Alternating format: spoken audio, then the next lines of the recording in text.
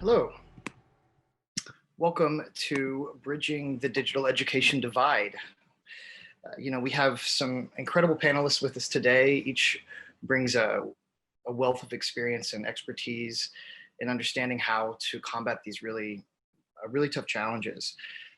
When we think about democratizing access to digital education, the timing couldn't be more important. What we've seen in light of the global pandemic, what used to be a homework gap where students would go home and wouldn't have access to the same types of education as the other students has become a serious equity crisis.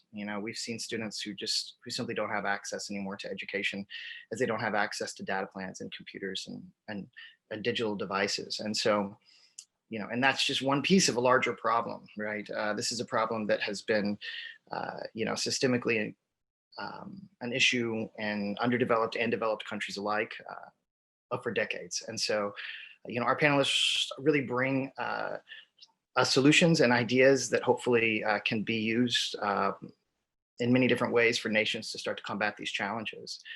And we have a lot to cover, so we'll just hop right in.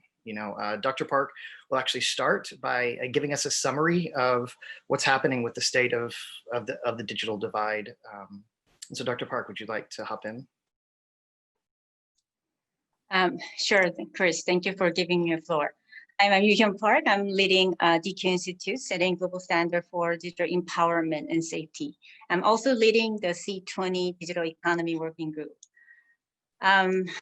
When Chris asked me to give some overview on the digital gaps, I was thinking, wow, gosh, where should I start?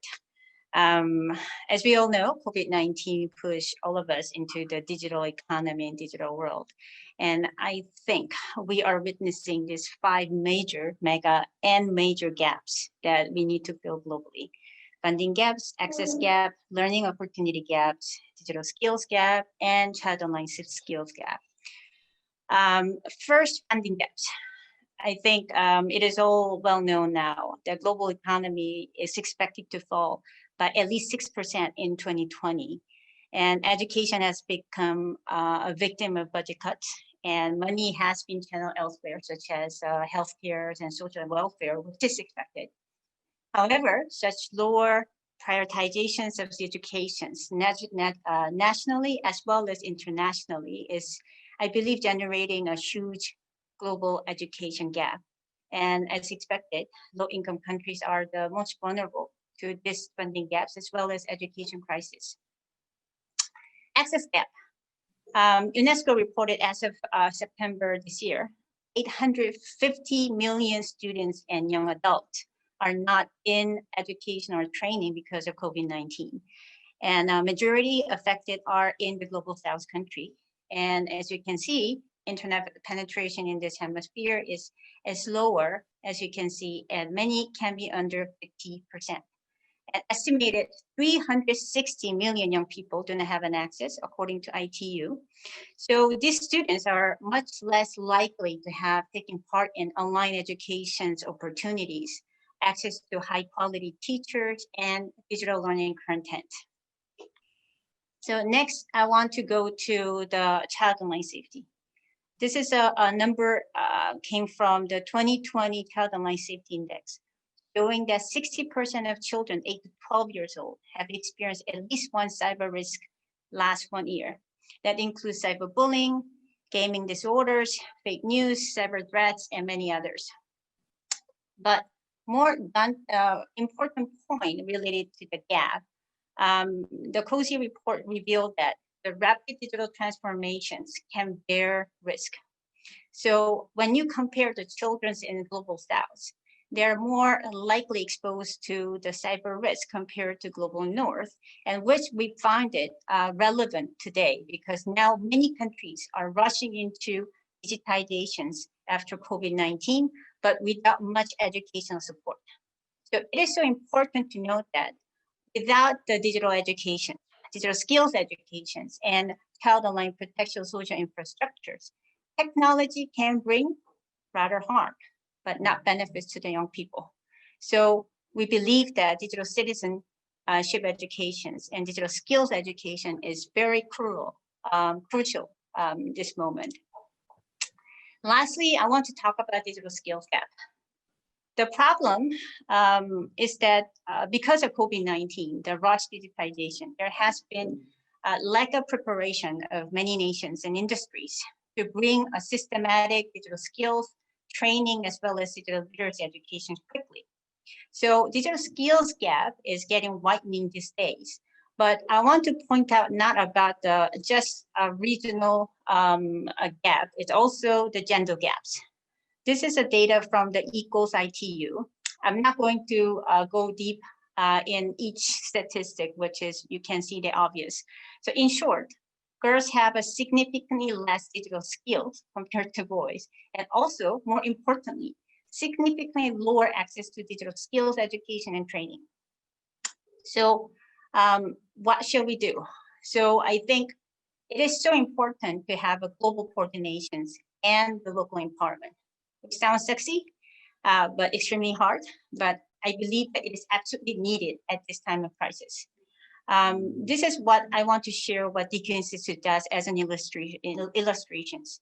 What we do in DQ Institute is quite simple. We set a global standard for digital literacy and digital skills. That means we help nations and industry to define what it means to be digital skills. What is the terms of digital competency that people need? So 2 years ago, Andrea's here. I'm very glad to see him here. Together with IEEE Standard Association, World Economic Forum, and OECD Future Learning 2030, we started the effort of to a coalition for digital intelligence to collectively promote the digital intelligence skills literacy around the world in 2018. So good news is that 2 weeks ago, on 24 September 2020, IEEE Standard Association officially endorsed DQ framework as a global standard for digital skills and digital literacy. It means now we have a common language and globally accepted set of definition and concept for digital literacy and skills that nations industry can benchmark, reference, or adopt. So we can support nations to quickly incorporate comprehensive digital literacy educations. At the same time, we can also support the companies to implement more effective and high quality digital skills educations and training for their workforce. I can share more later with the Q&A, but I want to stop here. But one thing I want to emphasize is that, as you can see, the digital skills gap is gigantic dinosaur, is gigantic, the monster that we have to slay together. So it is not just one international organization, it's not just one company, one country, we have to work together. So we have so privileged to talk with all these great speakers. I believe there will be great wisdom come out of today's session. Thank you. Thank you, Dr. Park. Yeah, you make a great point. I mean, you know, when you think about solving any sustainable development goal, you have to think about coordination as the key here. These are really, really tough challenges. So why don't we, you know, introduce each of our speakers. You know, I'll let them introduce themselves and kind of give a minute. So why don't we, since she mentioned, you know, you on Andreas, why don't we start with you? And do you want to just kind of give a little bit about who you are and what brings you to solving digital skills and the digital divide? Yeah, thanks so much. I think the topic that you pick here is really so crucially important. At the OECD, I'm directing our work on education and skills, and that is one of our greatest concerns, particularly after this pandemic. And actually, one of the slides I wanted to just show you is that when you survey education systems on their aspirations for their future after the pandemic, only about, you know, less than a quarter want to go back to where they come from. Look at the yellow bar. Actually, over half of the education systems actually see hybrid learning, the integration of the virtual world and the real world as the new normal in education. So that's, I think, a very important kind of context. That's where education systems are aiming for. But you can, and Dr. Park already, I highlighted this, reality is very far. You know, if you think about, you know, hybrid learning, you need to have students not just with the infrastructure at school, but also at home.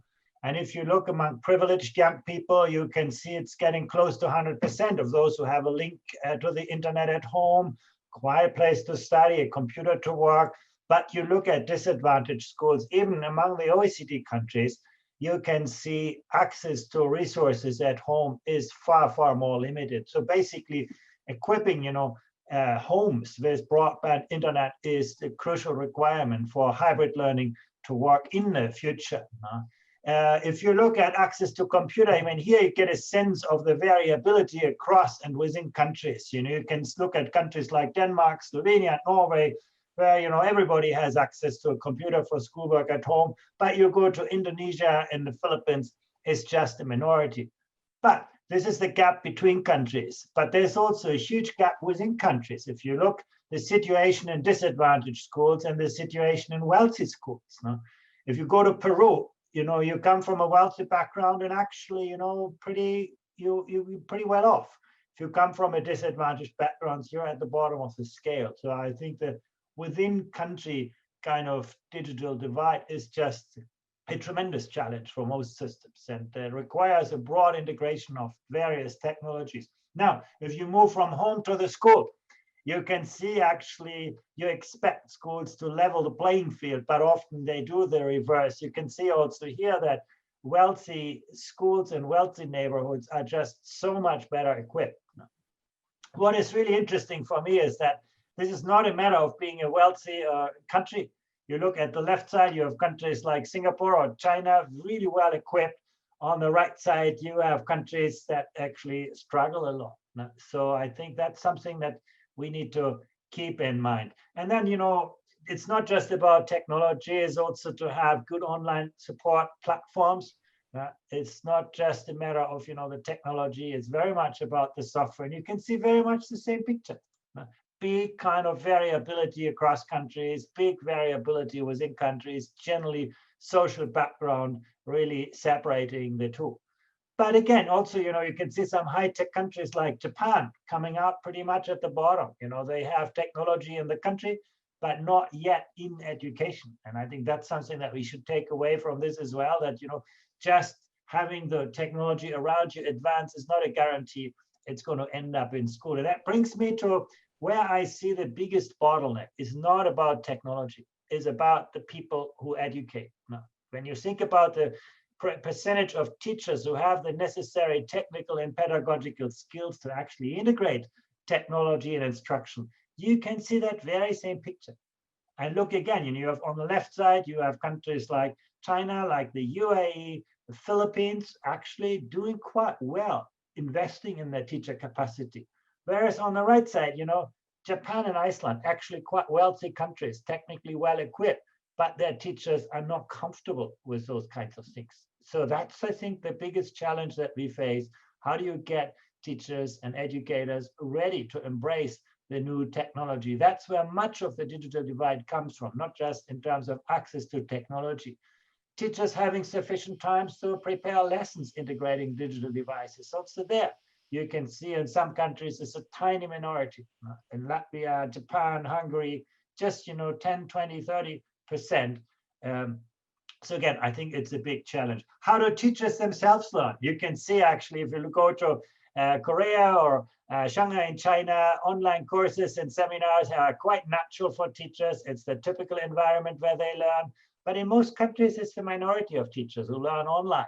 You know, it's actually courses attended in person that are the dominant form. So how do you expect those people then to have others catch up online? But the last point I want to really make, and it's a very important one, it's about digital literacy skills. Now, we track those things quite carefully, and you can see actually, you know, the world has evolved technologically dramatically. You know, over the years, technologies have been introduced, but you look at the average score in digital literacy, and you can see it has barely changed. Now, over the years, you know, 2006, the year before the iPhone was invented, 2009, social media coming into play, basically 2012, robotics, cloud computing, biogenetics, you know, 2015, artificial intelligence, you know, a lot of technological developments. But what you can see here is that education systems have not responded. And here I'm talking about the wealthiest systems in the world who have actually the best prerequisites. Now, this is not just about technology. This is in a large part about how do we equip people to actually, you know, educate and learn. Yeah, no, this is really good data. It's very fascinating. Why don't we move on to you, Ashish? You want to share a little bit about yourself and what brought you here as well? Sure. Nice to meet you all. My name is Ashish Advani. Good to see many of you again. So I work with Junior Achievement Worldwide. JA Worldwide, I think as most of you know, is a nonprofit, an NGO that operates in over 100 countries. I'm very pleased to see Andreas here because one thing I've learned from his data is at this moment in time, organizations like JA have to accelerate our ability to deliver content that's necessary for the future of jobs in a digital format, particularly because the jobs crisis is becoming so important for so many countries, leading to potential economic destabilization. So like many organizations, we are in the process of not only pivoting our programs, but also changing the mix of how we deliver our programs with teacher training being a greater share of what we do. So historically, what JA has done is we've been delivering our programs in schools by both training teachers and bringing corporate volunteers into the classroom. What this crisis has done is it's made it harder for obviously corporate volunteers to come to the classroom, and it's made it harder for us to reach teachers. So like Dr. Schleicher said, the ability to deliver programs in a digital format that actually reaches teachers is something that I hope to learn from all of you, because at this moment in time, everyone, I would say, is being responsive to this crisis and having to pivot very quickly.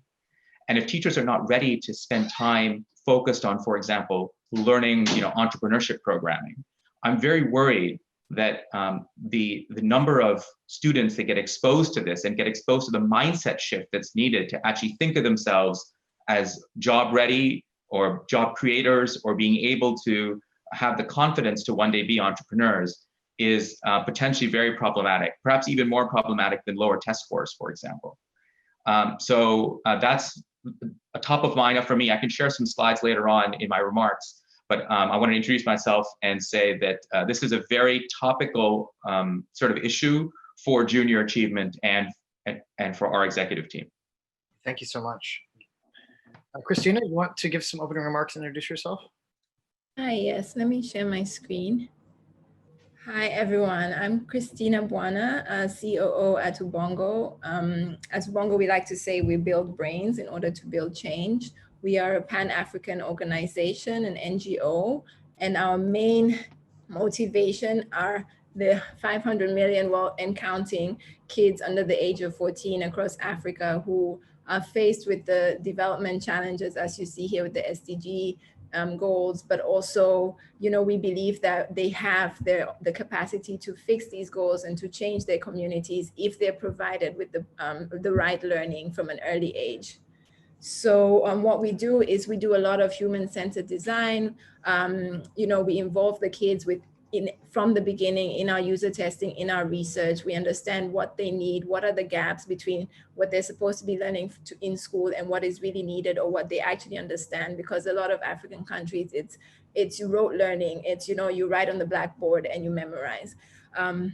So we involve them in the user testing process before we make any content to understand if, first of all, if they even like the content, and also if it does what we intended to do, meaning teaching them, whether it's the topic or giving them the knowledge or behavior change that we intended it to do.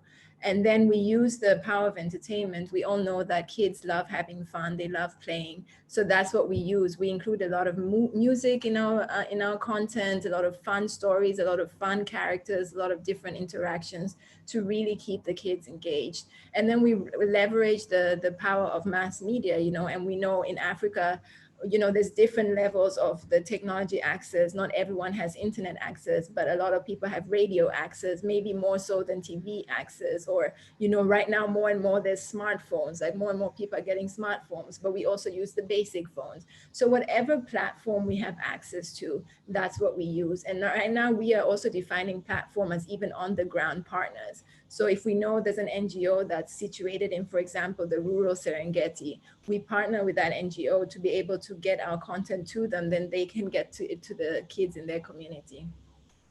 And so basically saying all this, we have 4 main innovations. We have Akili and Me, our beloved preschool show, which is for the ages of 3 to 6. So through fun stories, fun music, we teach everything from pre-numeracy, pre-literacy, social emotional learning, health content. And then we have Ubongo Kids here, which was our flagship show. That's what we started with for primary age kids, so ages 6 to 13. But obviously we know that, you know, parents and older siblings also watch along.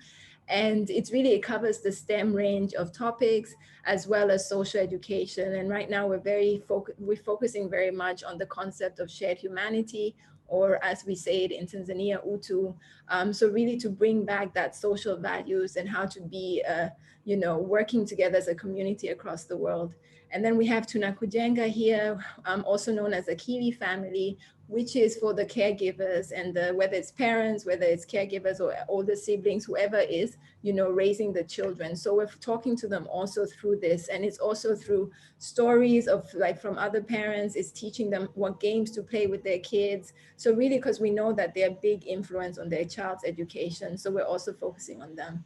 And right now, our biggest struggle, but also our biggest focus is our Akili New Toolkits, which is the customizable toolkits that it's an online platform where we put all our content in different formats in, you know, small sizes so that anyone can download it, put it on a USB stick and take it into their communities. We also have printables on those platforms. We have it in so many different formats because we know that this is the one place that everyone can go to, whether it's broadcasters, whether it's partners, and access all our content and be able to use our content freely to be able to reach the community. And right now our focus is how do we use that toolkit to really be able to reach the last mile child. So those are our 4 innovations, and thank you. Yeah, great. That's really fascinating. Haroon, why don't you share with us some opening remarks as well? Yeah. Hello, everyone. It is a pleasure to be here with you. I just want to share my screen to talk about our journey. But I am at heart a teacher. I began my teaching journey about 10 years ago. I started teaching some kids in a slum village near Islamabad, the capital of Pakistan. Fell in love with the entire process, but also became really startled by the fact that if I was to engage these kids in the manner that I saw fit, then we really had to devise some new learning strategies, because these children had a million other agendas on their minds, and we really needed to pivot and become different teachers to teach them well. In 1 year, our school became a really good success, and in order to replicate it, we dived head first into a journey across most of rural Pakistan, in which we went on wheat harvests, went and talked to people, did pretty much everything and anything to learn about what needed to be fixed in education, because Pakistan faces a huge crisis. There are about 22 million children who are out of school, but then even if they end up going to school and staying there for 5 years, they pretty much don't know how to do a lot of stuff. And that is a population, the size of Canada, which is deriving no little utility from schools. But at the same time, paradoxically, in the same country, and this we see across the world, 50% of Pakistan almost has access to a smartphone now. Pakistan is neighbored by China. Because of that, there's been a flood of cheap smartphones within the country. Now, I've worked in places where I've worked with brick kiln workers whose children are growing stunted because of malnutrition, but the parents will consider it a necessity to be thinking about a smartphone, which is as low as $10 to $12 now in Pakistan. Even more so than that, every night, everybody will gather around a television. 95% of Pakistan is covered by the public broadcaster. 5 years ago, as teachers, we saw that as an opportunity. And we said, how can we combine what we know about engaging teaching and combine that with the technology that is already available, and make a learning series that would make children, that would pull children to school as opposed to being pushed to school. And that is when we created Talimabad, which was made with one crucial caveat. Ask a child in Pakistan to do a division sum, and they'll struggle. Most of them will struggle. But watch a cricket match with them, and they'll be able to tell you average run rates and score rates and everything on the top of their head. We call this natural informal learning. And Taleemabad takes this natural learning and converts it into formal recognizable learning. Not only that, we also have games and assessments that teach numeracy and literacy skills. A couple of years ago, the government gave us a challenge, gave us some of their schools. We set up a control group in which children would come in for 40 minutes every day, would watch the cartoon series and engage with the learning material. At the end of the year, compared to a target group, they were coming to school more often. They were dropping out much lesser, and they were performing about 31% better in their final exams. And we took that as a sign, and we packaged Taleemabad in the form of an app and put it up online, which has reached close to 500,000 users now across Pakistan. But more importantly, it's also being broadcast on national television and is being viewed by about 54 million children every month. Now, that is not the ending that we that not the smoothest ending, because I'll delve later into my slides. Even though there is digital access to some in Pakistan, I think the way in which we went about it initially helped us see how we were using technology to alleviate the digital divide, but in many cases, by building a platform that was configured in a certain way, we're actually contributing to digital inequality. And so in my slides later, I'll also touch upon how this may not be the panacea that we think of it to be. And there's a lot that needs to change in order for this. And I say this as a teacher. There's a lot that needs to change in order for these solutions to truly hit mass market traction. Thank you so much. Dr. Park, I know you've already opened a little bit, but do you want to give some opening remarks as well? Well, I really enjoyed all the presentations, and I'm especially the Christina's and Harun's presentation. Ashish, Andreas, you guys are always fantastic, but it is my first time to see the Harun's and Christina's presentation, which is just mind blowing. I've been working with 100 partners to run the DK Every Child, which is a global digital citizenship educations. My key learning is that always the best wisdom comes from the local partner who is really have the hands-on with the children and teachers. So I want to congratulate both of you for the wonderful work that you've been doing. Yep. Great, thank you. Well, so why don't we hop in then? So back to you, Andreas. I'm curious. To what extent is the digital divide an issue of technical infrastructure or one of a broader supportive ecosystem around education? Is that something you could help us unpack here today? Yeah, no, I think, technical infrastructure is a big part of the issue in many countries, but you do have a lot of countries who have solved that problem and still have a huge digital divide. And what I'm saying is basically that, yeah, the infrastructure is necessary, but it's far not sufficient, Learning is rarely a transactional phenomenon where you just get content into somebody's brain. Learning is always a relational, a social phenomenon. And that's where the digital divide, the real digital divide, really, really comes from. And I think we need to address that part of the issue. If you think about, what digital competency is, it's a little bit about technological competency, but most kids actually do have that. What we struggle with is, the capacity to create, to imagine. That's what digital literacy is about. The capacity to manage and resolve tensions and dilemmas, to navigate ambiguity. That is what digital literacy is about, distinguishing fact from opinion. And that's where we do struggle. And I think that's something where the relational component comes in very, very importantly. Technology can amplify this, extend the reach of good learning and teaching. It rarely replaces this. And I'm quite actually, when I look at applications from Christina and Arun, it's quite amazing. I think there's a lot of really technology that capitalizes on that social interaction. And I think that is so important. That's where really the supportive ecosystem is what really matters to bridge the digital divide. And just throwing technology at people, at classrooms, isn't addressing that part of the problem. And the one thing that young people will remember from this pandemic 10 years from now is the teacher or the educator or the parent, who took an interest in the learning, who were there when they were actually needing that help, who were facilitating those kinds of social relationships. Now, that's really what makes the difference. So I think these supportive ecosystems is something that we need to pay far more attention to than just, getting the infrastructure in place. Yeah, quick follow-up question on that, back to you again, in terms of a supporting ecosystem, what's a framework? I mean, in many ways, people who are watching this, they're trying to understand, how do we take this back? How do we actionalize this? What does a supportive, ecosystem look like? What's a framework that people can take home and apply? Well, think about Harun's example. Learning is not a place, learning is an activity. We shouldn't think about math learning as, sitting in a school with a school book, learning formulas and equation. Math is something that we learn in experiential ways. And I think actually, this is where communities come in.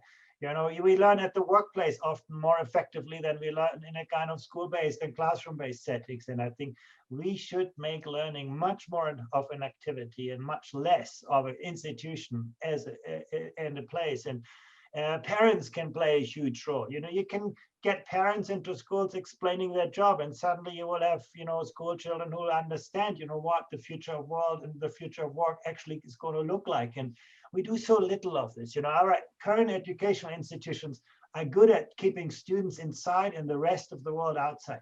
The more we can strengthen those kinds of inner relationships, the more we're going to see real learning, and the more we're going to embrace people who learn differently. Part of the problem is that, the current education systems that we have are very well suited for those who designed them, and they're actually, making these decisions about them. But a lot of people fall out of this equation, and that is because, our education systems are not responsive to the diverse needs of different learners. And again, opening up, schools, creating better connections, involving, the real life, the workplace into learning, I think is such a powerful way to actually build a stronger ecosystem.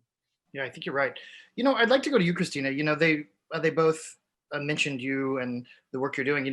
I'm curious, you are applying technology and, things like that to what you're doing, but it sounds like you're making those available in a variety of different mediums exactly for this purpose. Do you agree that, the more important aspect of this is the community of support around it? And how do you facilitate that in your work? Yeah, I definitely agree, because I think kids innately have such a strong capacity to learn, no matter which socioeconomic background you're coming from. But then the whole environment also plays into factor here. Parents supporting their kids, even for example, as I will talk about, games, like teaching parents how to play games with their kids, like that also factors in that community of support in helping kids learn. So yeah, I would definitely agree with that. And if you want me to go straight in, or sure, yeah, why don't we? This is a good transition. How do we, as we're talking about earlier, a games entertainment, as a mode for delivering education. What can we learn from that, and what have you learned from that, and that others could take back to their schools and to their nations and apply to create a more dynamic education system? Yeah, well, right off the bat, games speaks a universal language for kids, right? The language of fun. Some kids don't even realize that they're learning in the process of playing games. But how many of us remember, whether it's playing with Legos, whether it's playing with Monopoly, whether it's playing with sticks and stones, like that we've learned certain skills from that early age. And even if it's obvious that they're learning, for them, it's still fun. So it's basically a win-win.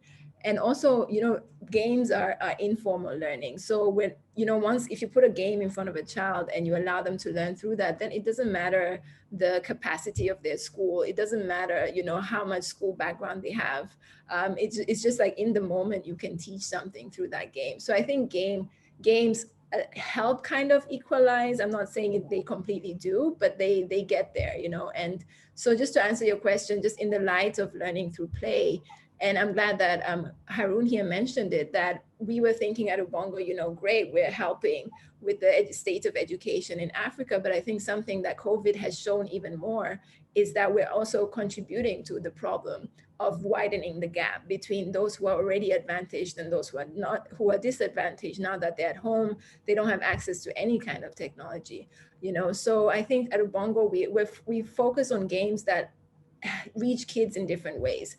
So one of the examples is during the COVID crisis, we partnered with different people to create a radio show, taken to the disadvantaged kids living in communities that are hard to reach. And in this radio show, we focused a lot on games within the show. So our narrator or whoever it was that was, leading the radio show was getting parents or caregivers or older siblings at home to, giving them instructions like, okay, if you have a stick around, or if you have like a blue bottle cap around, and how to play a game with the younger child through the environment, through the objects that are already in the environment. So doing this helps eliminate that stress factor of, lack of resources or lack of materials, and therefore lack of proper education. So if you're using something that is in the environment, something that's already speaking to them, then it's easier to teach them. Then you don't have to worry about, you cannot teach this because you do not have that. And something we've also seen is that games, people learn from them what is meant for them, in that game. So the game doesn't have to be complicated at all. It can still be fun. It can be intended for just one learning objective, and you've already accomplished that. Something else that we've seen is that games are easily adaptable to cultures or to language. A form of game in one culture might not be the exact same game in another culture, but it's easily adaptable. And it seems as if the universe was speaking in saying that, no matter what the culture is, everyone is going to be born with that innate ability to find games in something that they do and learn through that. And also this allowed us also using radio programs, which was, radio has the highest penetration in Africa, more than TV and more than internet even, allowed us to also talk to parents and to caregivers and older siblings and really encourage them and give them that mindset of, you are the one who can allow the younger child to start learning from a young age, even if they're not going to school. You don't have to wait until they go to school. You don't have to wait for someone to come in and provide them an opportunity to go to school, but they can start learning from a young age. And yes, obviously, hopefully, be able to go into a mainstream school. So that's one of the ways we use games, and something that we've learned about games and being able to deliver education to disadvantaged children. Another one is really through, whether it's through apps on smartphones or even on basic phones, like we deliver games in that way. And kids seem to have been born with that genetic nowadays of just being able to figure out a smartphone. You have a 3-4-year-old who can figure out how to unlock your screen where you've never taught them. So it's almost that innate ability. So why not use that? And I don't think that that gene discriminates between socioeconomic statuses, right? And I think it doesn't matter really, well, it matters how you set up the game. And what we do at Ubongo is we try and set up a game in the way that it's not a matter of your school level or what you've already learned, but it's the journey of the game. So the journey in the game itself teaches you whether it's motor skills, whether it's critical thinking skills, whether it's problem solving skills. That's the point of the game, to teach you all that. So even if you don't know long division, or even if you don't know, your multiplications, you're still able to learn through that game. And that game can teach you that, right? But you're using skills that are easier to also learn from. And I think, and something else that we've really been involved in, and this is why partnerships is key, is involved in a project that is looking at learning in a whole other lens. It's looking at learning through not just standard classroom learning, but learning together as kids. And we all know that kids, they love discovering new things together. You watch your child, you watch a fellow child, fail and try again and fall down, etc. And you laugh along and you play with that, and you learn together like that. So what we're doing in this specific project is allowing kids to put all inhibitions aside, gender, religion, socioeconomic divisions, putting all of that aside and putting them together in one room, getting them to, whether it's watching a piece of our content and then playing games based on that content or activities based on that content, and then allowing them to discover the answer together. I think that's really like creating that sense of community and allowing them to understand that, you can learn from each other and you don't have to isolate yourself in your learning. So I would say that's why for us, we think games are key and learning through play is key in bridging the education gap, if you will, or at least in trying to get to there. Yeah, no, I think these are just really great points. I'm the chairman of the Learning Economy Foundation, and we do a lot of work with the Lego Foundation, and they do a lot of play to learn. And there's really so much you learn from a student who can be engaged in that way where, as you say, it kind of crosses mediums, it crosses borders. And it seems like a lot of the skills that are being taught really are 21st century skills. And it seems like a lot, or soft skills, everyone has a different idea for what to label those, but it seems like those are becoming more and more important, right? And so I want to jump over to Haroon and have a conversation about, so let's say that you have access to the hardware and the devices, but the learning software, if you will, is inappropriately designed, right? So let's say that you have the access, but the games or the software, you know, how does this amplify the digital divide? Yeah, I think we've experienced quite a whole lot of that. There's a running joke in the office. There was a running joke in the office, and we used to say that our platform was supposedly used uh, to keep children at bay when parents were too annoyed with them, because the time at which the children would start to come online on the platform would be ridiculous. It would be around midnight, 1 a.m., 2 a.m., and really odd times of the day that they were coming online.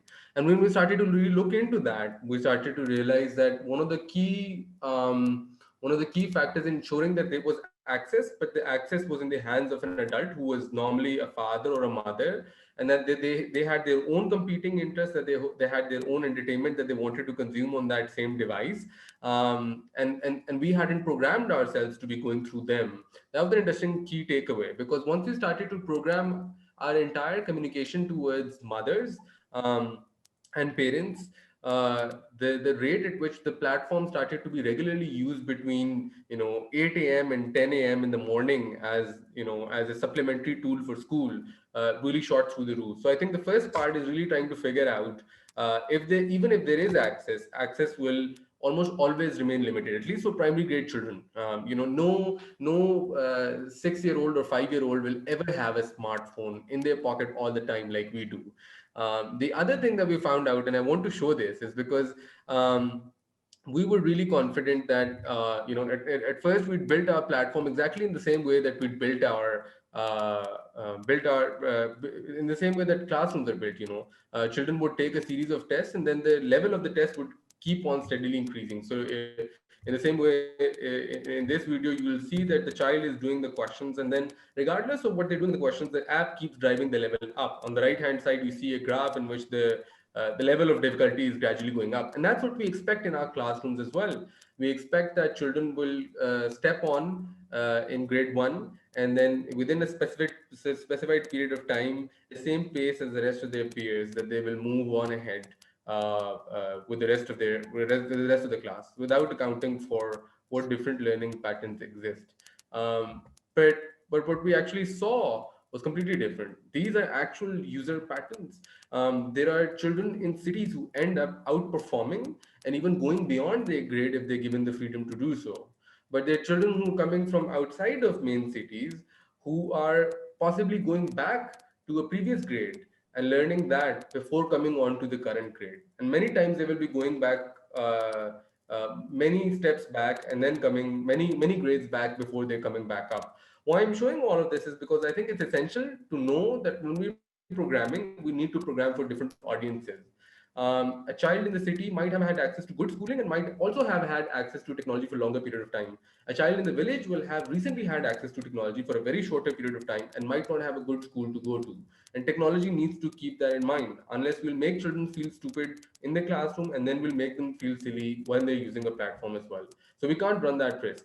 The other thing that we realized was we'd initially built a platform that was very heavy on animations and games and all of that. And then we saw some really solid traction in the main cities of Pakistan, as you can see in this map. And then we plateaued. Our growth simply plateaued, and we couldn't break into small towns and villages with our platform.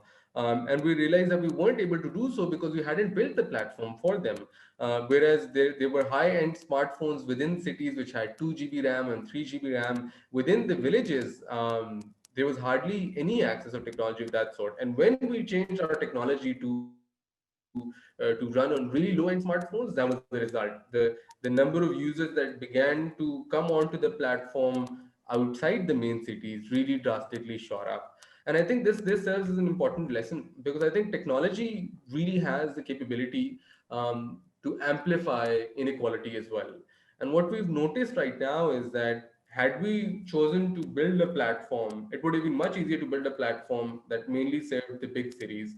We would have been able to make more money off of that. It would have been easier to run. But if we're going to achieve real, true impact that goes down to grassroots in the way that every child has access to it, then technology must be designed keeping in mind the limitations that that children and families in these areas face.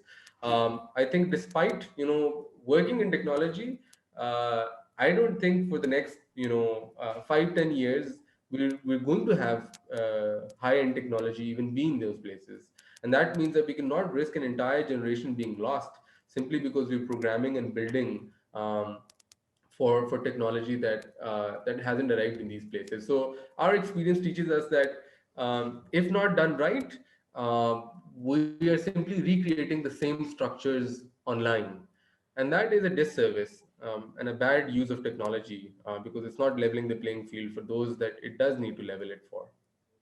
Yeah, no, it's a really good point. And I mean, and again, I go back to where we started this. We've learned so much about the true state of inequality and equity in light of this pandemic. I mean, and in a lot of ways, we've been able to ignore some of the challenges, which we shouldn't have been, but because we look at them as homework gaps, everyone at least has a seat at the table, or we think they do. But we're seeing more and more that this is a critical equity gap. And so you make a great point. And I think that, and that just double clicks on the notion that education, goes back to what Andreas says. It's really, really important that we create a community of support and that the mediums of education aren't solely digital. I mean, that's a great advance and that's something we need, but we need to make sure that we're accounting for all the populations. I'd love to switch over to you, Dr. Park. I know recently you mentioned that the IEEE endorsed the DQ for the world's first global standards for digital literacy. I'm wondering, what can other nations learn from this process? How can we think about what's happening with that standard, and how can others begin to think about applying that and making impact with that in their local nations? I want to share the screen again, if you don't mind. I want to start with, what do you mean by global standard? Why do we need a standard? So it is not about having standard that we mandate every nation to adopt. That's not the spirit of what we are trying to say. What we are trying to say is the reason we are setting a standard is to ensure that no kids left behind. We draw the line and every kids have to go minimum this line. That's my concept of standard. And this is what we are trying to striving for.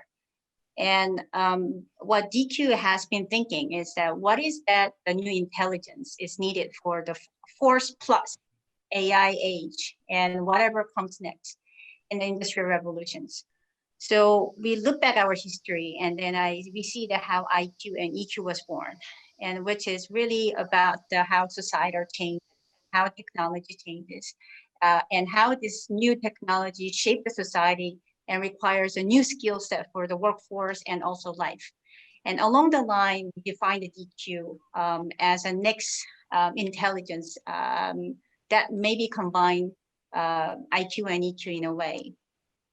So we developed this framework in 2015 and we published at the World Economic Forum.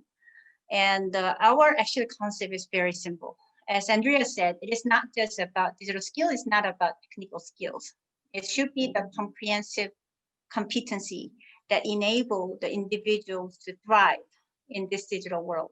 So that includes cognitive skills, metacognitive skills, social emotional skills, and technical skills and others.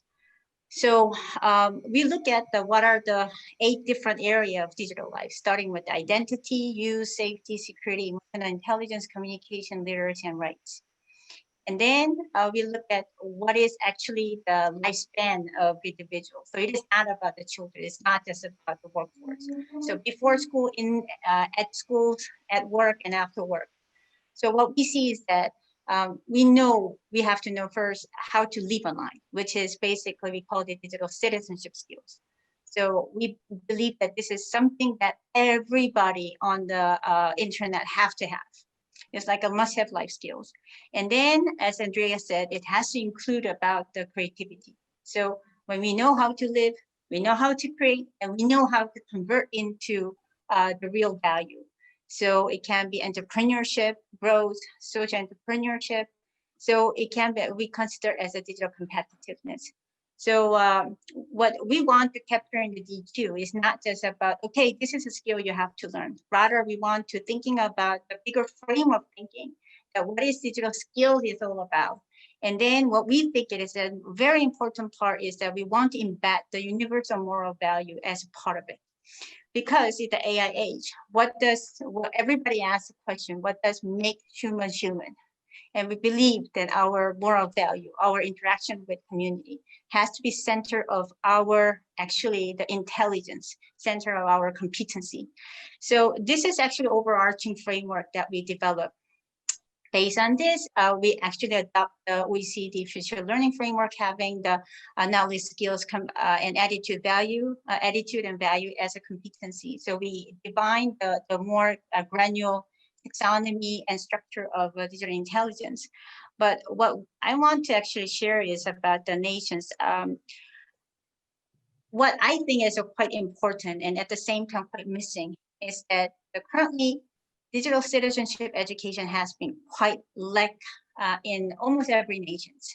So a lot of people just think of it as just online safety, or some people just think that, okay, the codings or entrepreneurship, of course, they are very, very important. But, we want to have something to start with. It's like mathematics. Everybody don't know what is it really mathematics is, but we know we start with the 1 + 1. So likewise, I want to have the nations to really aware and having the digital citizenship as a starting point for them to build a national curriculum. So DQ framework can be used in multiple ways. So nations can just reference or benchmark or adopt as they fit in their national needs, but just give the frame of thought about what is the digital skill should be all about. And also, we also support the industry and the training partners. So far, what we have done is that DQ Child for the last 3 years together with the World Economic Forum. What we did is that we target 8 to 12 years old children, and then we have them to equip with 8 digital citizenship skills that start with the digital citizen identity, screen time management, cyberbullying management, privacy, digital footprint. So we look at all 8 skills across the 8 areas. And it has been quite successful movement, and I'm very glad that Ashish is here. So JA Worldwide has been our global partner. We've been very thankful to work together with. Our actually commitment with the World Economic Forum has ended by this year. And we reach about over 1 million children over 80 countries. And while we're working on this, we learned just one thing. It really, really have to empowerment of the local player is critical. And what we are doing as a new initiative is with the global standard is that we are trying to actually help every partner, whoever interested. If Christina and Harun is interested in to develop a digital citizenship education, we will be there and support you and develop the digital literacy education with our framework. So you can be powered by DQ. So DQ can be used in a multiple level, the small organizations to the nations, and that's yeah. I will be stopped. I know that Chris, give me a look. I will stop and over to you. No, this is great. This is fascinating, and I think it's a perfect transition because yes. I'd love to speak with you, Ashish, about I mean, obviously you've had some crossover with some of the work she's been doing, but what I would like to know is so when we start thinking about a global framework for digital education, which entrepreneur skills, I know that's an area that you cover, seem to be the most appropriate for inclusion in a framework like that. Sure, I'll share my screen now. First of all, we're really proud to partner with Dr. Park because we've realized that these digital skills are, as she said, more horizontal than we originally thought. So we, like most, when we first heard of what Dr. Park was doing, our impression was that it was about online security and internet security. As we got to learn about the framework that she'd introduced, we realized it's so embedded in everything that young people need to learn, whether it's entrepreneurship skills or skills for the future of work. So this gives you a sense of, how we think about the entrepreneurship skills that are necessary. So from a JA perspective, we focus on experiential education, so bringing educators, young people, and business together.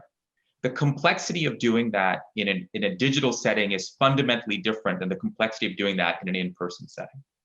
As you heard Andreas say, the school systems now are starting to realize the benefit of not being place-based. So you can actually focus on content, whether it's content like what Christina's doing, which is sort of regardless of the medium, whether it's TV or in other medium of how you reach young people. I think educators are starting to realize that you can disaggregate being place-based versus the content that you deliver. And that's a very new thing. I don't think teachers have really thought about that for a long, long time because they've had the benefit of kids coming to meet them every day. So as teachers have had to pivot their own thinking, JA has had to partner with these educators to give them new forms of content. And working with Dr. Park is I think, so timely because what we have at JA effectively is a distribution network to reach young people. So we have relationships with teachers, relationships with school systems, and relationships with ministries of education around the world. We start to think of ourselves as leveraging that core asset to take best of breed content, which has been developed not just by JA, but by other people as well. So what Dr. Park has developed is something that we're now trying our best to distribute through our partnerships on the ground with our JA teams around the world. And it's very complicated because, of course, every local school system has their own parameters for what they believe is important at any point in time. And they believe that their priorities have to be executed first. And as you know, in a resource-constrained world, when education departments have less and less resource, to get time in the school day or resources to execute is actually quite complicated. So it's a marathon, not a sprint. And we're committed to working with DQ because we believe that it will take a long time to convince school systems to embed not only the impact measurement methodology, but also the programmatic work to integrate what DQ does with the work on the ground that's already happening. Specifically, the soft skills that we believe that are necessary for entrepreneurship kind of fall into a lot of these broad categories. Most of you will know some of these. I want to highlight a couple of them because I think they're particularly challenging in a digital framework. And what Christina has done and what Haroon is doing, I think is so relevant to this. So for example, developing a future orientation, a goal orientation. That's something you can absolutely learn through gaming, right? It's something you can absolutely learn through media. So how can JA use our distribution network to take best of breed programs such as what Christina's developed or Haroon's developed and actually leverage them to be either more global or get more penetration in the countries that you're already focused on? And that strategic shift in our thinking is, I believe, what will really genuinely allow the world to be ready to create literally 1 billion jobs in the next 8 years. That's what we have to create, 1 billion jobs. I mean, it's a daunting task. But I believe that's the way we need to think about partnerships to actually enable young people to be prepared for the future of work and think of themselves as job creators. Yeah, I think you're exactly right. And 1 billion jobs, we can do it. I think just between us here, we're going to get this done, right? So, we have some audience questions, and I want to just start with one that was specifically for Andreas, which was, they realized that the stats are predominantly European and Asian states. To what degree are African states faring worse or better? It's a difficult question to answer. We only have so far quite limited data from Africa, actually only 5 countries. And there has not been that high level of interest among African governments in engaging in this kind of international comparison standard setting that we do at the OECD. But actually it's changing. When we started with our work, we had 24 countries on board. Now it's 86. So I do think more and more countries are actually embracing that perspective. And it's in a perspective, not just, to work on standards, but also to learn from and with each other. Actually, I think this is a very, very important aspect that we have long forgotten. We treated education as a fairly domestic field of policy. And I think people are realizing actually this is as interconnected globally as any other field. So I do think I see a growing level of interest, and hopefully in the future, we're going to see better coverage. that continent as well. Yeah, I know with your work, Christina, you're doing quite a bit there. Do you have any thoughts on this question as well, just in terms of, and maybe you, Dr. Park, as well? I know there's a lot of different studies being done, but does anyone else have any insights on this question? I would just say that I do agree with what Andrea is saying, that a lot of governments here do not actively participate in worldwide comparisons. And I'm not going to answer why, because I don't know, but I think what I've seen, or what we've seen here living in Tanzania, but also, being an African organization, is that the priorities, I think, right now for a lot of governments is actually getting school systems set up. So a lot of government budgets are actually, building schools or getting in the, computers. But then there's still that gap of like, okay, great, now you've built schools. Are there enough qualified teachers? How is the curriculum like? Now you've gotten sponsorship and you have all these computers in your classrooms. How are you training the teachers to incorporate the computers into their learnings? And are kids really benefiting from having that computer in the classroom? So I think there's still a lot of questions that we're trying to navigate here in Africa. And I think eventually, yes, we will get to that point where, we have high penetration and great availability both in the homes and in the schools. I think we are heading in the right direction. And I think government mindsets are changing. And I think someone mentioned here on this panel that it's really on the ground. I think it was Dr. Park, on the ground partnerships that are affecting that change. The more governments are opening themselves up to talk with NGOs, to talk with grassroots organizations, the more they're seeing that the need is not just getting one computer per school or getting, 5 schools in one neighborhood, but the needs is also like the educational content itself, the curriculum itself, the training of the teachers, etc. The future is with open educational resources. I think that is really where, we have these very proprietary approaches to teaching and learning. And again, I think in the future, what we just heard from Ashish, I think actually it's about mobilizing the best ideas. And we spend too much effort to push sometimes old ideas into schools and classrooms, and too little time and effort to find the good ideas and scale and spread them. And I do think really that's where the future will be. Can I add? We have some data from the Africa, but not a lot. We have some data from the Kenya, Nigeria, Egypt, and South Africa, and related to child online protection, safety, as well as digital citizenship level. And it is not national representative because a lot of data from the private schools and more affluent families. One thing that I found very interesting is that set aside from the data, the most innovative thoughts are from Africa, I saw. And ministers from the Africas are relatively young, very, very have the forward mindset. And one of my local partners, I always cherish her quote. So when she actually approached me about a few years ago, and at the time she actually worked with the most deprived community, and the internet connectivity is almost zero, and then everybody connect through the mobile, which is not even a smartphone. And then what she said is that we need to embrace this the forward thinking and digital concept, and then even though we don't have a connectivity, we want to start with the idea and concept. So that's why I want to bring the DQ to the community. So I found that there is so much energy, so much actually the innovation is coming from the ground, even though there is no technology that is not readily available like Singapore or Korea.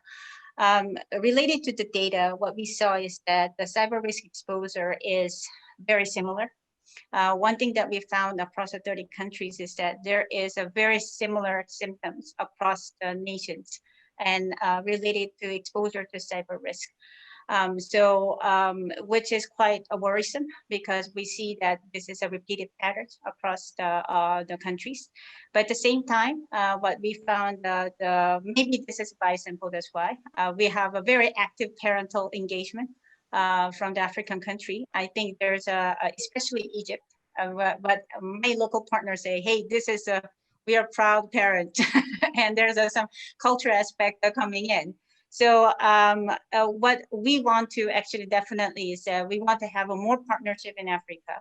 And then it is not coming from us, it's coming from you. And then I think that is a power that I feel in the continent. Yeah, any other thoughts on that one? Yeah, I'd agree. I'd say, first of all, it's difficult to talk about Africa as one entity because there's so many differences, even between Nigeria, for example, and Tanzania. And Jay has been on the ground with staff on the ground in each of these countries. And I think one thing I've learned just in my trips there now is there is a hunger for more openness of thinking, as Andreas said, taking best of breed from developed in Africa, from another country in Africa, or best of breed from somewhere else in the world and bringing it to the local country. School systems, particularly ministers of education, have come to us and says, we want you in every school. And they, of course, don't necessarily have the resources to make that happen, but they have the decision rights to enable that to happen. And frankly, decision rights may be more important than resources at times. So, or at least it's a precondition to making it happen. So I've definitely seen an openness, as Andreas said. So there's another question, which is industry the main driver of education? And if so, what needs to be changed in formal learning to accommodate experimental and lifelong learning? Also, how can applied knowledge be taught via e-learning and then validated? I tend to lean towards you, Ashish, because I know you work a lot with entrepreneur focus, but anyone have any thoughts on this interesting question? If I may start, we should avoid fixing education too narrowly on the current needs of our economies. I think that's the biggest mistake. In that way, we will always educate people for our past and not their future. I think industry can make a fantastic contribution in designing learning environments, providing real-world experiences and all of that. But when it comes to the question of what young people or people at all ages should be learning, I do think it's very important that this is a whole of society project, not just one that is narrowly focused on current labor demands. And I have the same answer when it comes to the technologies of education. I wish, that we would have more educators engaged in the design of those tools and methodologies, rather than just, expecting teachers to implement them. And we don't currently have. Actually, at the moment, most of the educational technology sort of comes from the outside. And we see some great examples here, but this is not the case. But I think if you look, most of the platforms are pretty external. They came from, game-based approaches. And I think we need to get a better understanding of learning science and to get people who know something about learning become really involved in this, not just in the application of those tools, but in conception and design. And that I perceive this as a big gap that we have today. We have basically many teachers who are quite disconnected from the design, who are overwhelmed with the range of tools that exist there. And we need to sort of bridge those digital divides as well, the divide between an industry that works on its own paradigms and the people in education who are meant to translate that. We've started to invite teachers and educators to board meetings specifically to bring that perspective, because we completely agree there's yet one more gap. We've got so many gaps to overcome. This is yet one more gap to overcome. I do think there's a real receptivity of teachers to want to be part of the early design. Nobody has time, of course, but if you can create great environments like board meetings to get people to show up, they actually are willing to make the time. Yeah, and so the second part of that question was, how can applied knowledge be taught via e-learning and then validated? This is an interesting question. Does anyone have any thoughts on that? Yeah, I have a quick few comments on that. One of the things that we experimented with early on was the fact that we would equip children with the freedom to learn the kind of knowledge that they wanted to unlock the problems around themselves. And let me just get into what that means. This is specifically small villages in the south of Pakistan, which normally don't have access to a whole lot of technology, but where we'd found a few computer labs and where a couple of out of school children had been taught how to use computers and we're beginning to get literacy and numeracy skills. They were learning the topic of circuits. And so one particular village, which was very, very unsafe in that there were lots of robberies in that village. The girls in that village just very quickly learned the topic of circuits and then went ahead and made a it was a messy process, but they went ahead and made a rudimentary door alarm that would just, if you open a door when the alarm was armed, it would ring it could trigger an alarm. They did so because they felt compelled by the need to solve that problem around them. In a similar village where there was lots and lots of electricity outages and there was no power, the boys were learning the same skills, but were applying it to revive dead batteries that had gone, that were simply, thrown away in the junkyard. I think I agree with Andrea. I said, sure, industry can play a role, but I think um, it is the future of these children that plays a massive role. The problems that they want to solve, the things that they're interested in, the things that drive or make life easier for them. And I think once you put it in that way, I think the way in which we were taught as teachers in our training programs to assess application was everybody should apply knowledge in the same way. But that's not true, and neither is it fair to be expecting that of anyone. In fact, if somebody is learning the same thing, they'll go ahead and apply it in very diverse ways. And so even when we think about assessing or evaluating, I think we'll have to figure out new systems as to how that works. If that door alarm is functional, my child has learned circuits. If that battery has been revived, they've learned the same topic. And as far as grades or recognition or validation goes, it's validated. But I think our assessment systems are outdated in that there is one right and one wrong. And the world we live in is simply not the same world in which there are very clear, distinct applications of things. I very much agree with this. And, I do think there is one potential of technology that we haven't discussed yet, and that is really the potential to revolutionize the way in which we recognize, assess, and accredit learning. One of the fundamental sort of flaws of education is that we have divorced learning from assessment. We learn and learn and learn, and then somebody comes with a test and, try to pick up all of that knowledge. And usually that test is highly reductive, looking at only very small slices of what people have learned, leaving social emotional skills, creativity totally out of that picture. And I think actually technology provides the way to integrate the world of learning and the world of assessment. I think there's several dimensions to this. First of all, you can make learning a lot more adaptive. Our new PISA assessments are entirely adaptive to the individual learning styles of people. Now that's the first thing. Secondly, I think you can bring in, real world settings, virtual reality, augmented reality experiences. You can actually allow people to do simulations, to design an experiment, to conduct an experiment rather than just, checking whether the answer is right or wrong. I think but the most significant power really is that modern technology-based assessment can give young people and, immediate feedback. As a learner, you can understand, where you're going off the track. As a teacher, you can understand how different students learn differently, and you can embrace that, with learning analytics and look at those different learning styles. I think that is probably, it could be the biggest revolution in everything. Of course, we support learning through technology, but the fact that we can embrace a much wider range of knowledge, skills, attitudes, and values in the assessment process, I think will hopefully break the kind of monopolies that currently, regulate access to higher education. If we talk about the digital divide, the biggest divide comes from our accreditation systems. And I think actually technology does provide a way around that. I couldn't agree more. I'm going to jump in and just say, because of this issue, we've introduced what we call the entrepreneurial skills pass, which is a way to actually measure these soft skills, both before and after interventions, educational interventions. And we realized to make it important for students and interesting for students, we branded it as a micro-credential they can put on their LinkedIn profiles, and they can actually showcase that they've actually improved in these soft skills. So it's getting at what Andreas is saying, which is how do we break this barrier of assessments being all about these more traditional skills? And that makes impact assessment so much better for external stakeholders too, because you can actually see the rate of change for each of these skills. I will tell you though, as a parent, I actually had one of my kids do one of these soft skills assessments. When your kid does poorly in a math test, that's okay.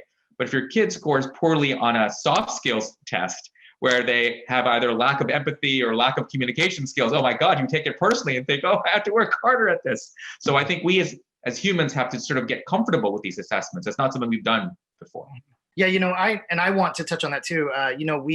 We do a lot of work in this as well, and we at Learning Economy Foundation, it's about building ecosystems, right? And one thing that we've seen across the board is I always go back to this 21st century skills. This is really what the world's looking for. I mean, both the economic world and the non-economic world. I mean, this is what we're really striving for, and this idea of being able to assess and learn those types of skills, I believe it's becoming possible as well, which is really, really exciting. I think everyone in this forum believes that, and there's some really great technologies enabling that. We've seen with games, for instance, that you can do cognitive analytics underneath it to start to understand teamwork. And we always like to envision, like, what if Xbox added a soft skills analytic engine to it, right? What if underneath it you could go in? I mean, think about it. The parents, I want to buy a game, and they're like, okay, great, here's a game, and it teaches you teamwork and leadership and creativity. And not only that, but they're accrediting for it, and it's pushing out to LinkedIn. Like, they're going to sell more games. So, but in addition, I think these are the types of things that are becoming possible, Dr. Park can do this. Dr. Park, you can do this. You're uniquely able to do this. Let's go for it. Yes. Let's work together. I actually had a brilliant conversation with Microsoft about this, like, not long ago. And these are the types of things that are still, they seem like pioneering and impossible, but these are the things that should be happening, I mean, and, Microsoft is, I think, uniquely, positioned for something like that. So let's get that going. But I definitely think that there are just a world of possibilities in that. We're coming close to the end of time, but I want to ask one other important question. And there's a few more, from the audience, but I want to go back to something we said early on, which is if we're going to solve these really existential, monumental challenges across the world, it's going to take coordination, right? When you think about it from a sustainable development goal perspective, we have to really, so we're not just focused on education, number 4, and jobs, number 8, and, poverty, number 1, which, I believe if we can solve ignorance and poverty, we can solve the rest. But we're really focused also on 17, right? This is coordination. How do we coordinate better? And I want to just toss a really quick question out to this group, like for nations and, institutions and, and NGOs, et cetera, who are watching this and thinking about how do we be more effective? I think coordination and collaboration is a key to that. How can we be better collaborators? Can I start? Please. Sure. So I'm leading the Equals ITU, the Digital Skills Coalition, and which aim to empower girls around the world with the digital skills. And one of the key things is global coordination.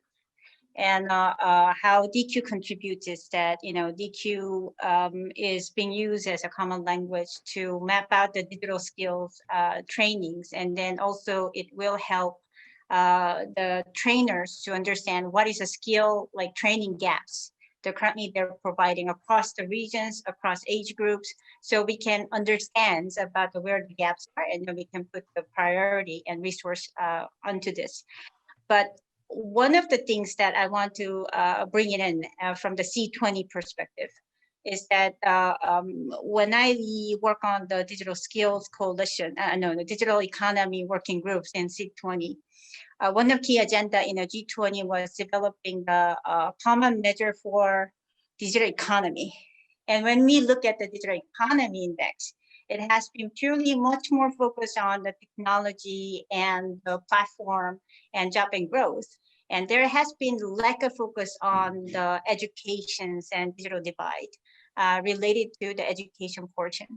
So what we suggest from the C20 part is that digital economy should not just about the platform and technology. It should be about the digital society.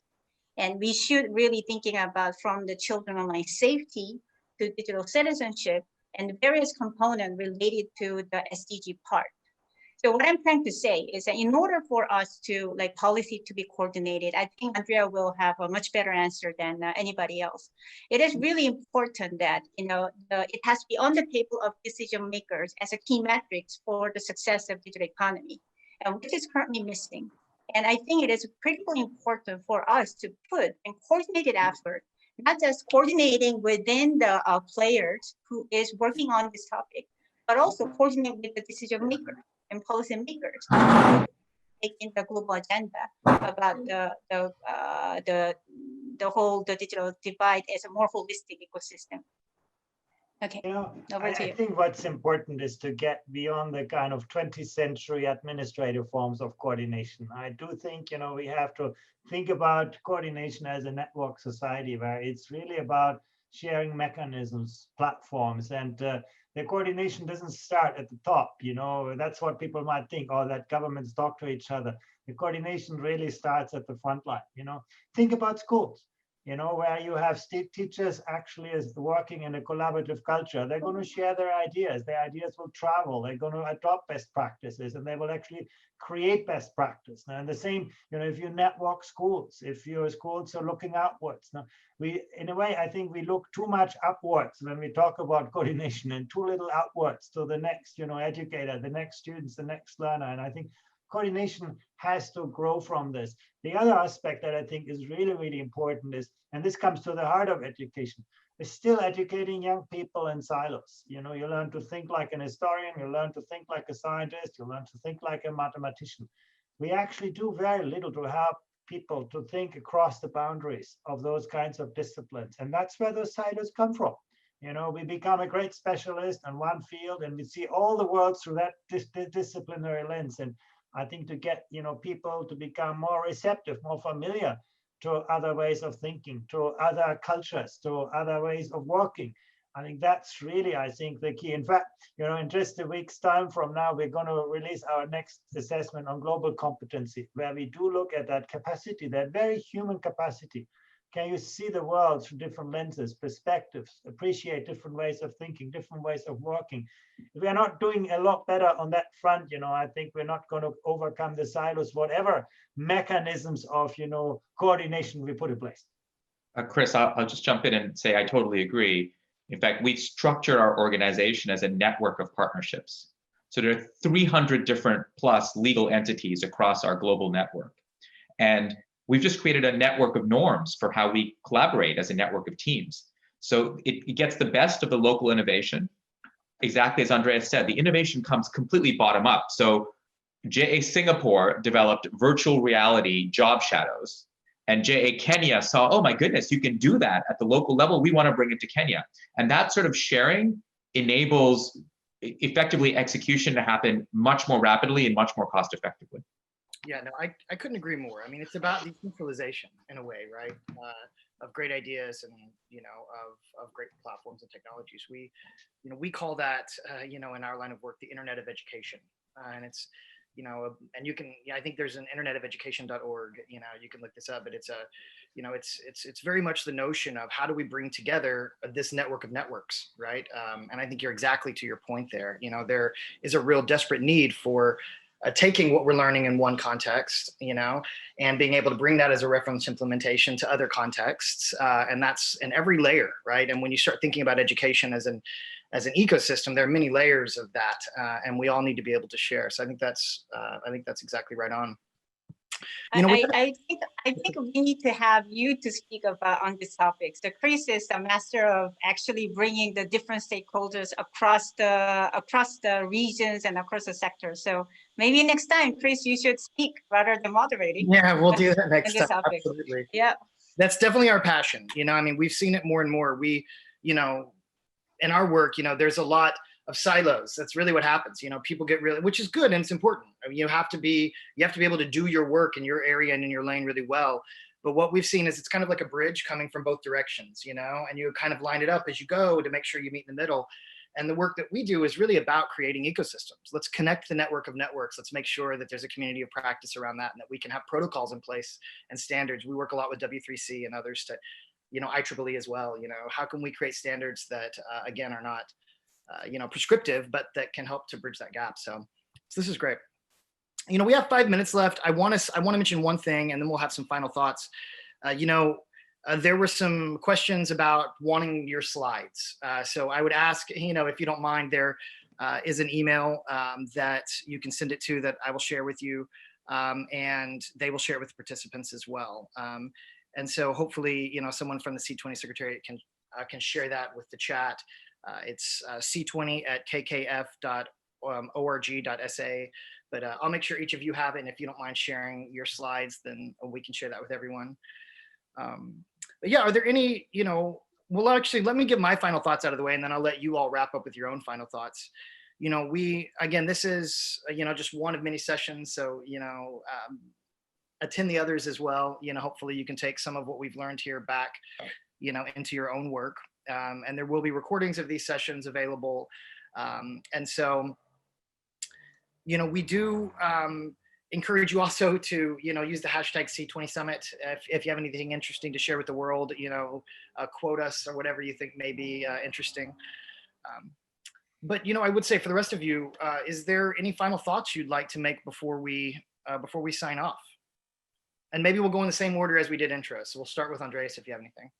Well, I do think the discussion that we're having here is not just the future of education, it's the future of our societies and economies. Now, I think our schools today will be our society tomorrow. So ensuring that young learners are prepared for their future, not just our past, I think is going to be the most critical discussions that we can have. And I really enjoyed this. Thanks for putting this together, Chris. Christina? Yes, thank you, Chris. Thank you, everyone. It was such an honor to be on the panel with you all. And I do want to say that even in terms of collaboration, it's about the outcome. We all have that same outcome, right? Like getting better education to everyone worldwide. So I think if you have the outcome in mind versus necessarily the outputs, then it's easy to find ways of collaboration. I'm sure on this panel, I can find a way. I'm already thinking about ways we can partner with every single person on this panel, just kind of like thinking of outcome versus output and deliverables, etc. And yeah, that's really what I want to say. And I'm really glad that this panel happened. Thank you. Great. Yeah, this is great. Let's see who is next. Haroon?